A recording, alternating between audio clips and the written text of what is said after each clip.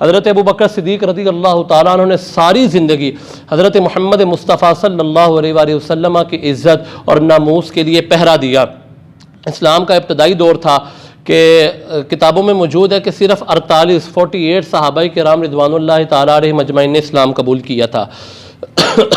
حضرت ابو بکر صدیق رضی اللہ تعالیٰ عنہ نے سرکار دو جہاں کی بارگاہ میں عرض کیا، اللہ کے حبیب ہماری تعداد 48 ہو گئی ہے، ہمیں چاہیے کہ ہم اعلانیہ طور پر اسلام کی دعوت دیں۔ سرکار دو جہاں صلی اللہ علیہ وآلہ وسلم نے ارشاد فرمایا، ابو بکر ابھی ہماری تعداد کم ہے، لیکن حضرت ابو بکر صدیق رضی اللہ تعالیٰ عنہ نے بار بار مطالبہ کیا اور آپ کے اصرار پر سرکار دو جہاں صلی اللہ علیہ وآلہ وسلم نے مشروط اجازت عنایت فرمائی اور 48 صحابہ مکہ میں جا کر اعلانیہ طور پر اپنے خاندان والوں کو، اپنے دوست کو، اپنے تعلق دار رشتہ داروں کو اسلام کی دعوت دینے لگے۔ وہاں پر عتبہ خبیث موجود تھا، اس نے دیکھا کہ مسلمان تو عام طور پر اسلام کی دعوت دینے لگے ہیں، اس نے اپنے بندوں کو بلایا، اپنے یاروں دوستوں کو بلایا، اپنے قافلے کو بلایا، تو انہوں نے مسلمانوں پر ڈھابہ بول دیا۔ جو صحابہ کرام تھے وہ کچھ چلے گئے، حضرت ابو بکر صدیق پر سارے لوگ جمع ہو گئے، تمام کافر عتبہ خبیث سمیت انہوں نے حضرت ابو بکر صدیق رضی اللہ تعالیٰ عنہ پر تشدد کیا، اتنا مارا، راوی فرماتے ہیں کہ حضرت ابو بکر صدیق کے سر پر ہاتھ رکھتے تو آپ کے بال مبارک نیچے گرتے اور سر سے خون نکلنے لگ گیا تھا۔ اور عتبہ خبیث نے کہتے ہیں کتابوں میں کہ اپنا پاؤں حضرت ابو بکر صدیق کے منہ پہ رکھا اور رگڑنے کی کوشش کی کہ کہیں آپ کی ناک اور آنکھ اور کان کو مسخ کر دے، اور اتنی حالت خراب ہوگی، راوی فرماتے ہیں کہ آپ بے ہوش ہو گئے۔ آپ کے خاندان والے آئے، آپ کو کپڑے میں لپیٹا اور آپ کو گھر لے گئے۔ تو خاندان کا جو بڑا بندہ تھا اس نے کہا اگر حضرت ہمارے صدیق کو قتل کر دیا گیا تو ہم عتبہ سے اس چیز کا بدلہ لیں گے۔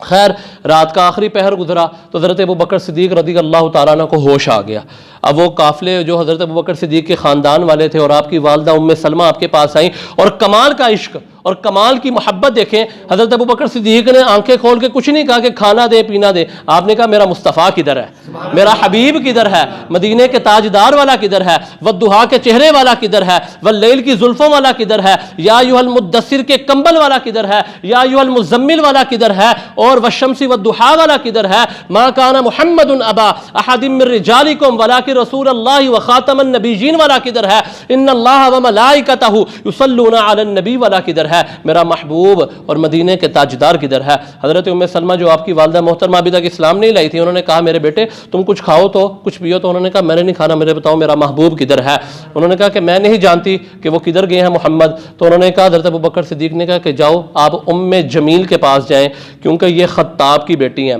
حضرت عمر فاروق رضی اللہ تعالیٰ عنہ کی بہن ہے۔ اس وقت تک حضرت عمر فاروق بھی ایمان نہیں لائے تھے، حضرت امیر حمزہ بھی ایمان نہیں لائے تھے، بڑی کم تعداد تھی، 48 لوگ تھے۔ تو خیر حضرت ام سلمہ جو آپ کی والدہ محترمہ ہے وہ حضرت عمر فاروق کی بہن ام جمیل کے پاس گئیں، تو ان کو بھی شک ہوا جب ام سلمہ نے سوال کیا کہ محمد کدھر ہے، تو ان کو بھی شک ہوا کہ یہ خدا نخواستہ ان پر حملہ کرنے کی تیاری تو نہیں کر رہے۔ انہوں نے کہا میں آپ کو نہیں بتاؤں گی، مجھے حضرت ابو بکر صدیق کے پاس لے جاؤ۔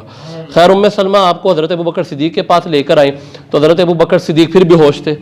ان کو ہٹایا تو کوئی دوسری بات کرتے، پہلے ہی کہتے میرا محمد کدھر ہے۔ آپ کے دل سے اور آپ کی زبان سے یہی بات نکلتی، بار بار بھی ہوش ہوتے، آنکھ کھلتی تو پہلی بات یہی ہے کہ محمد مصطفیٰ صلی اللہ علیہ وآلہ وسلم تاجدار مدینہ کدھر ہے، تاجدار ختم نبوت کدھر ہے۔ تو حضرت ام جمیل نے کہا کہ وہ دارالقحافہ ایک جگہ ہے، وہاں پہ اپنے اصحاب کے ساتھ موجود ہے۔ حضرت ابو بکر صدیق رضی اللہ تعالیٰ عنہ نے ارشاد فرمایا کہ مجھے تم وہاں پہ لے جاؤ۔ تو آپ کی والدہ ام سلمہ اور ام جمیل نے آپ کو اٹھایا اور بڑی مشکل سے، کیونکہ علیل تھے،